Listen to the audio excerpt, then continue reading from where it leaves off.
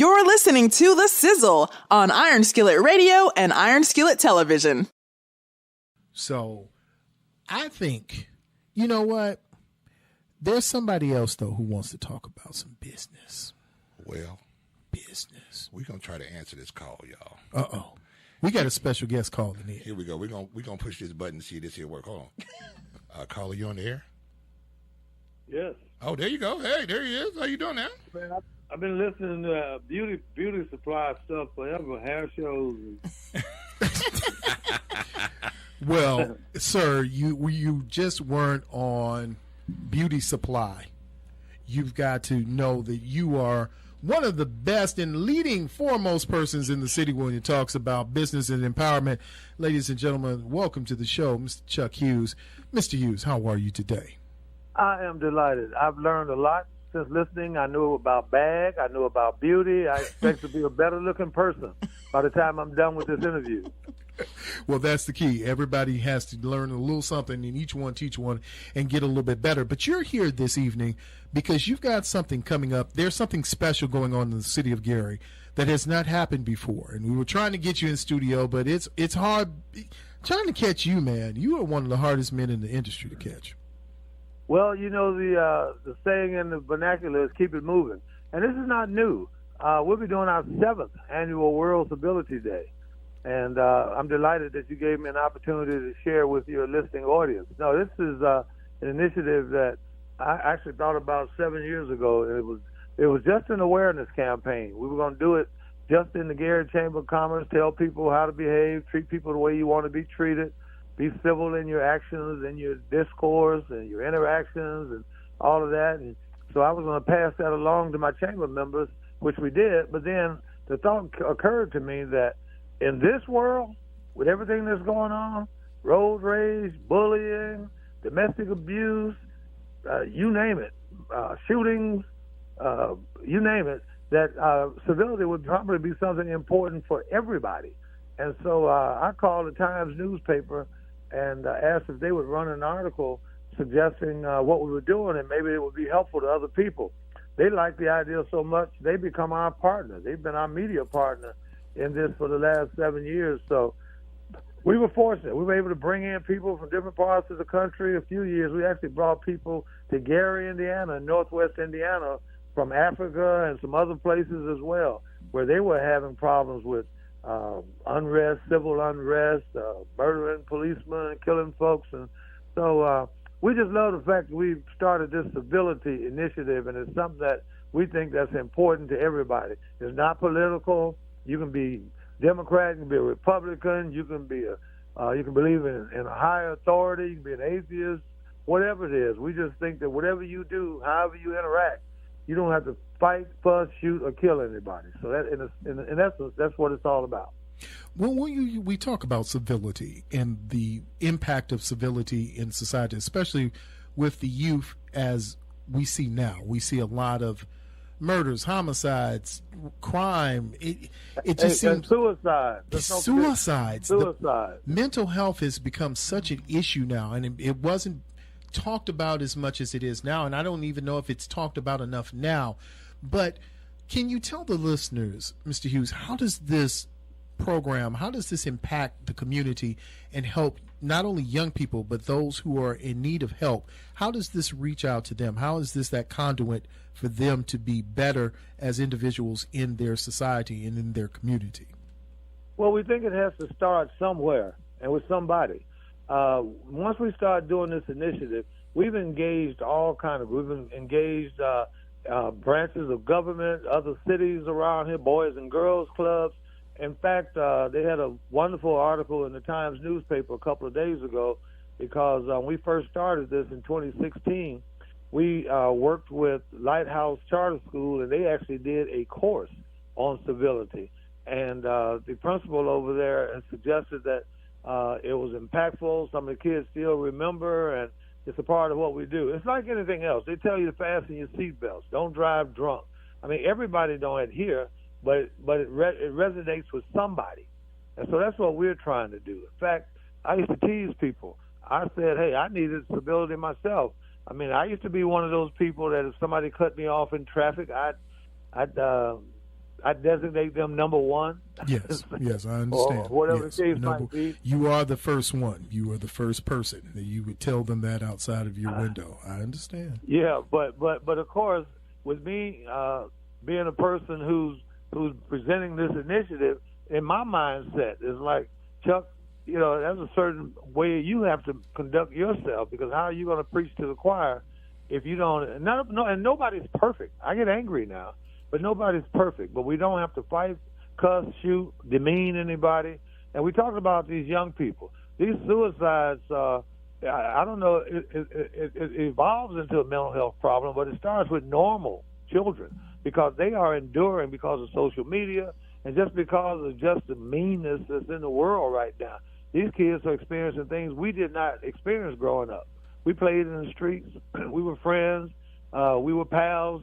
You know, we'd hug each other and we'd play ball. And now everything is adversary. Everything is demeaning. Everything is don't touch me. I mean, it's a tough situation for young people to be in. And I'll tell you who's probably the biggest perpetrators is us as adults, because kids emulate us.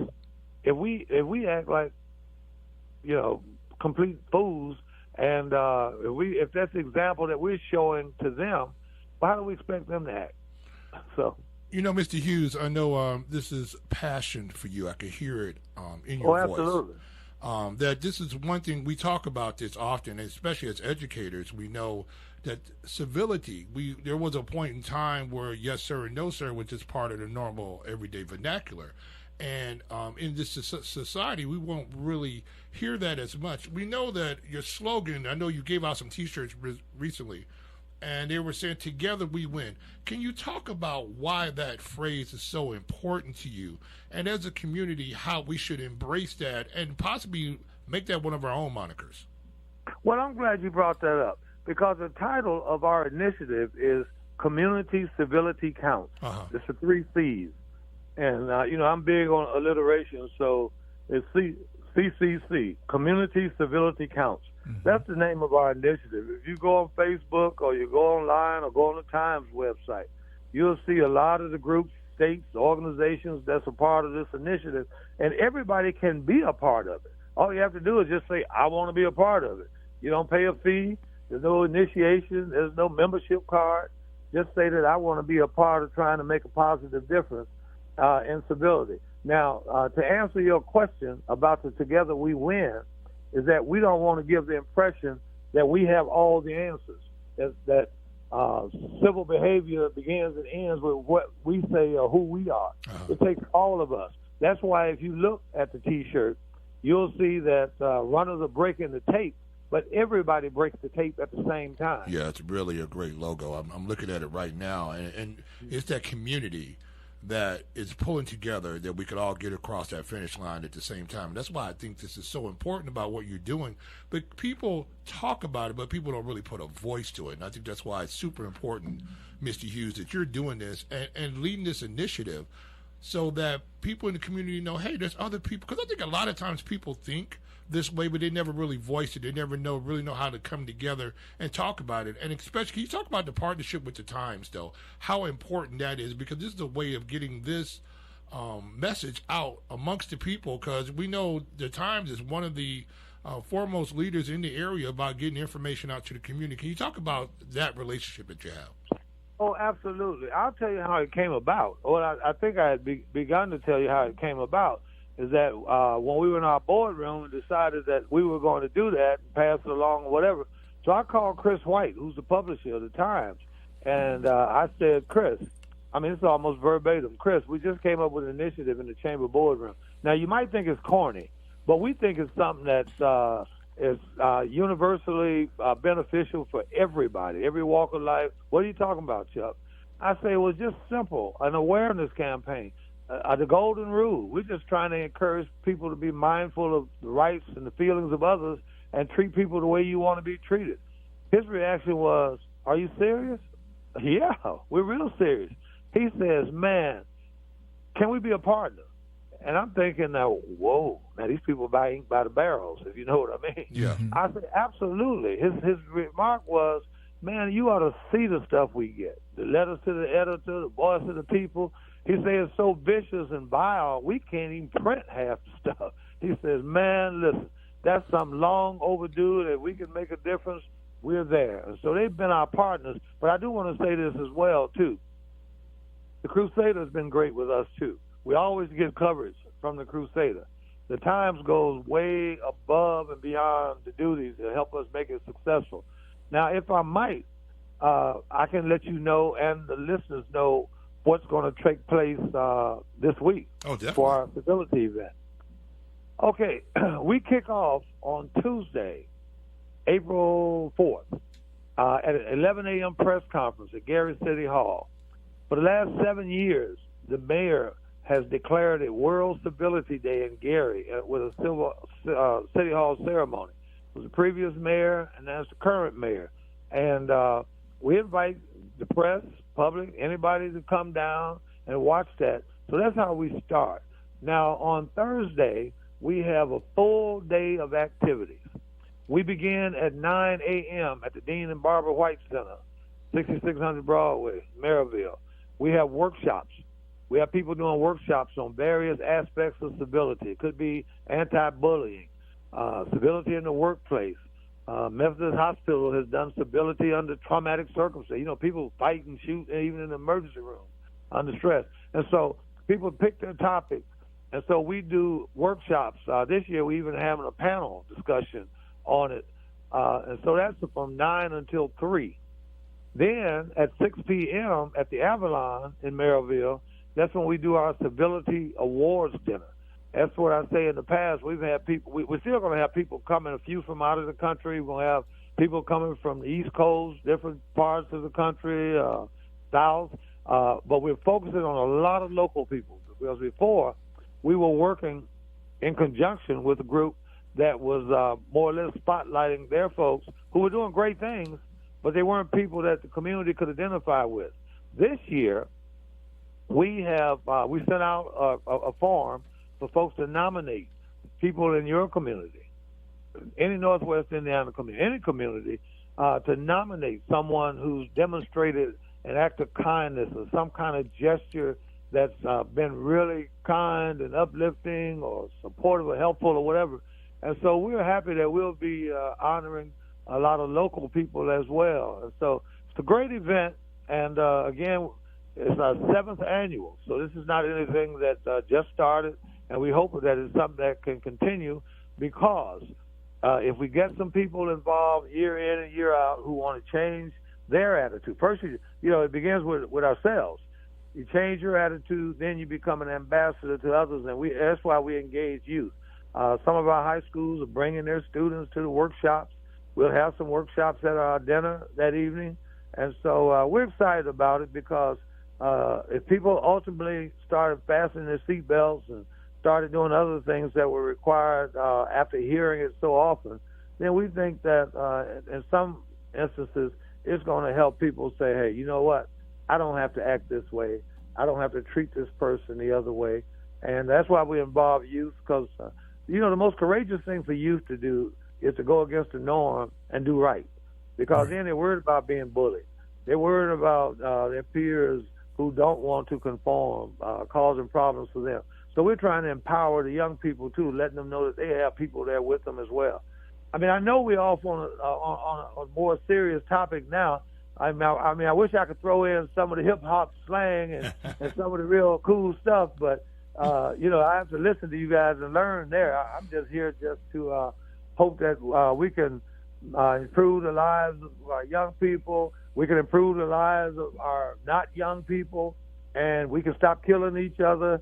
We can stop demeaning each other. We can be kinder to each other. And those things, I believe in my heart, are possible. Chuck, Mr. Hughes, Chuck, go ahead. I'm sorry. Sorry. We look at this situation and you being behind this, and this is no fly-by-night thing. You've been going at this now since around 2015, and what I look at, this is one of the largest civility days in the nation. Absolutely. That this is being promoted. And I think what we're going to do here at the SIZZLE. Lord, what happens going on here? Because I'm thinking about civility right now. I'm thinking about see civility how civil right you now. want to be. Yeah, I want to You're be so nice. That's a tongue teaser. Yes, it is. Simple sizzle. But what we want to do, and we want to partner with you. Okay. We are going to promote this not just this week, but we're going to come up with this every time we come up on the air about being kinder, about being more civil towards each other. Because we look at a nation, how we treat ourselves is how our babies are going to treat each other. And No question. we look right now, we see in our society, we have some uncivil things going on that as a society we've almost accepted. And I really applaud you going forward like this and saying, hey, let's all come together and let's all get involved. Now, if you're listening right now and you're saying, what can I do? Be more civil. And also, they can call our office at the Chamber of Commerce and say that we want to be a part of the initiative. There's no obligation. There's no responsibility. There's no work you have to do other than the fact that you're joining a coalition that's trying to help save lives and trying to help improve the lives of people in our community, both our young people, our adults, and our seasoned adults, all of us. I mean, listen, you have to be, hopefully, anybody or most people, depending on what party you're in, but most people should be totally disgusted that 6-year-olds, kindergartners are being slaughtered, never able to live a life. By doing something as bodacious as going to school. Imagine the anxiety, the angst that parents have every time they send Junior or a little bit to school, and you got to worry about whether they're going to come home to school. Right. Not playing in the park where, a pedophile or anything could happen. To school. I mean, something's wrong. And you know what? If our initiative is not kosher to everybody or whatever, I'm sorry. Well, I'm sorry for you, but I'm sorry. But that does not mean we're going to be deterred. We're going to continue to try to express the kinds of and encourage the kind of behavior that will give all of us an opportunity to live. I don't want to step on anybody's shoe in a store or a restaurant and get shot and killed. I mean, there's work that needs to be done, and together we win. It takes all of us. I don't think that could be said any better. I just look at this situation with you, Mr. Hughes, that this is something we all just need to be a part of it. I know we here at the SIZZLE are going to be part of this, and we just want to back you 100%. So if there's anything we can do as a radio show, please let us know. Yeah, I tell you how you can help if you choose. And I don't know what the policy is. Things might have changed. Yeah. I was in radio and television for over 20-something years. Okay. Probably a pioneer in Gary in radio. But I think some things that could be helpful if you guys have the autonomy to be able to do so. Okay. When you have like your news breaks or your station breaks, or if you're afraid of dead air, just have we used to call them carts back in the day. You see how old I am. But whatever it is you guys have, just have the catchword: community civility counts.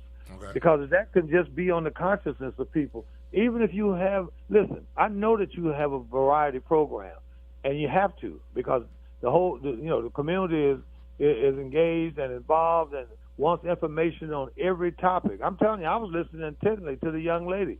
I was learning stuff, and that's what we do. But if wherever there's an opportunity, if folks can hear community civility counts, then even if they're curious as to what it means, that starts the dialogue. Just wherever you could throw it in, community civility counts. Listen, nothing is done on an annual basis. If there's times periodically where you guys want to talk to me, I'll make myself available, because we're trying to, bottom line is we're trying to save lives, because we're losing lives in this community. Correct. Some of it is at the hands of ourselves, and others are circumstances that's taking good people away. And my God, we're eating up our young. And so there's some guilt to be associated with that. So do we sit back and do nothing or to satisfy whatever that status quo is? Mm-hmm. Or do we at least endeavor to try to make a difference in somebody's life? I just think that together we win. The more people that want to get engaged, want to get involved, if you guys spread the word to anybody, your followers or whatever, if you're on social media, listen, there's no violation of rights or licenses, whatever. Use it, say whatever, encourage, and then after a while, you know, we'll probably reach a lot of people, and that's what we want to do. We save. Well, I don't even like the adage if you save one life. We're not in it to save one. We're in it to save a lot of them, and so anyway, that's all I could think of at the moment in terms of because there's no burden on anybody. As I said before, you don't have to pay a fee. You know, the chamber's not asking you to, call the chamber office and donate whatever to be a part of Civility. No, that's not true. Just want to be a part. And we want people to really come out and support our initiatives. But so I appreciate you. I appreciate the opportunity. And again, that's what I do. That's what we do. Any way we can spend. If there's somebody that's listening there, if there's somebody on your staff, in your studio, if they want to hear the word that somebody want to be kind, people want to be better, we want to improve ourselves. It all starts with us. It starts with me, and it starts with everybody. So that's true. That's how we move this forward, and we keep it going by using the hashtag Community Civility Counts, so that when we talk about civility, we talk about the effect of how we can be more civil with each other. And we have in studio right now not only a business owner, not only a member of the community, but an instructor here for the Gary Community School Corporation that has been talking about civility throughout our show, and it's so important, it's so impactful. Mr. Hughes, can you give people the number to the chamber so that those who want to call and get information from the Gary Chamber of Commerce, how can they get in contact with you and how can they follow you? I would certainly do that. And with respect to the young lady, again, as I said, here's the other thing, too. The Gary Chamber of Commerce is a business organization. So we encourage entrepreneurs. Anybody that's doing any kind of business, we encourage you to do that in Gary. That's how we develop a tax base.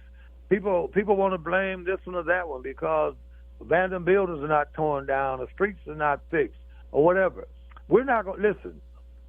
I'm not partisan one way or the other. Nobody is going to come in and fix everything right away. I don't care who says they're going to do it or how they're going to do it. They're not going to do it unless we get a solid business foundation. We get businesses in this community. You know why? Indiana is a property tax state. I'm trying to educate some folks now. Most of our money goes to Indianapolis, and then we have to hope that Indianapolis sends enough back for us to tear down these abandoned buildings, to fix some streets, to fix street lights, and do these kinds of things. Anybody with no money is not going to make any difference. Now, that's all I'm saying. But determine however you want to, however folks want to deal with whatever they're doing, because the Chamber, we're not a political organization. I'm proud of that. We're nonpartisan, so we're going to work with whomever. We're going to do whatever, but I'm telling you that, like this young lady and other businesses, particularly brick-and-mortar businesses, that is what happens. Those business people pay more taxes than anybody. That's why if you go to these beautiful suburban areas where they've got malls, strip malls, hotels, big buildings, and you wonder, why can't we have it here? Well, I tell you what, do it without any money. Nobody's Rumpelstiltskin. You're not going to make gold out of straw. That's true. And you get money by people paying taxes, and businesses pay property taxes more than anybody. If you can encourage your listeners to have everybody join the Gary Chamber of Commerce. Why? Because if you start developing a strong business community, a strong presence, you can attract other businesses in. We support businesses. We do ribbon cuttings. We do groundbreakers. We support the business. We help promote what they're doing. We have events called Business After Hours where we go to people's establishment and bring folks in. We do networking events. People want to say, man, how can I get some money from NIPSCO or U.S. Steel or whatever? Well, guess what? We do networking events. And some of the same people that you would never get an opportunity to speak with, you might be seated at a table with them, or you might be at a spot with them, dialogue. That's the kind of, that's a whole nother program. But that's the kind of education that I'd like to give to this community. You can't think about, oh, man, that's Hughes' thing, or, man, I don't want to Well, what we do is when we have that attitude, then we just hold on to our precious potholes and abandoned buildings and inability to do anything. So I forgot the question. Well, you know what? No, you've given us so much information. I just want to make sure again that people know how do they give them the listeners the contact number again. Yes, we're the Gary Chamber of Commerce.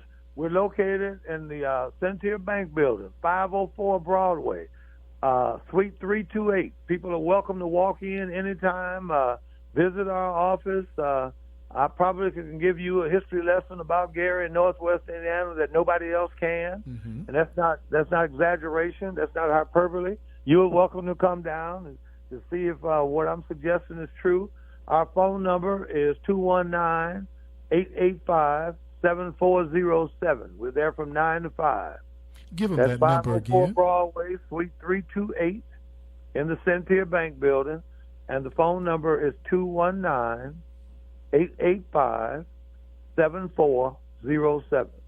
Well, you know what? I know that you're still watching the games, the tournament's on. Man, you know how important this call is, trying to save lives and be civil. And I'm in the middle of March Madness, but I chose to talk to you all. Yes, you because, did. That's the priority. This is a game. It's a priority. I'm really sad because our homeboy, John L. Davis from Florida Atlantic, they lost by 1 point on the last second shot. But, hey, they made it to the Final Four, so it's all good.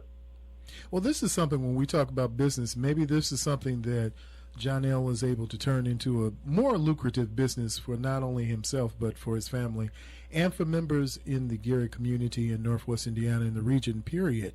So I'm not going to hold you from it. I'm looking at the game right now. I see that Miami's making a run on UConn. It's 40-51 right now. UConn up in the second with 12 minutes to go in the second half. But we just want to thank you so much, Mr. Hughes, for coming in, because I know that we had talked earlier and we were trying to make sure that the listeners got an understanding of what's happening this week in Gary and that they become a part of the civility movement. So right before you leave, let me just ask again, can you give the address and the number one more time to the chamber so that those who are listening can make sure they're writing it down? Well, I appreciate that opportunity. All right, we are the Gary Chamber of Commerce.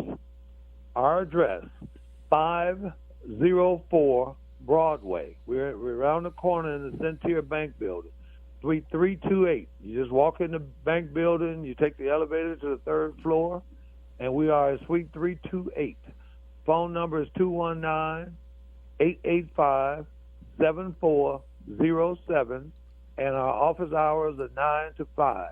And before I go, I just want to say that you guys are doing your part by giving me the opportunity to share this information with the public. So I really, on behalf of the chamber, I really appreciate you for that. Thank you so very much. Oh, no problem. You know who it is. You know what it is. We appreciate you, Mr. Hughes, and the chamber here on the Sizzle, here on WGVE 88.7. And when we come back, we're still going to be talking about business. We're going to talk about entrepreneurship, and we're going to talk about, oh, that's right, the Motown mix is coming up. So you got so much more coming. Listen, stay right where you are here on WGVE 88.7. You're listening to The Sizzle.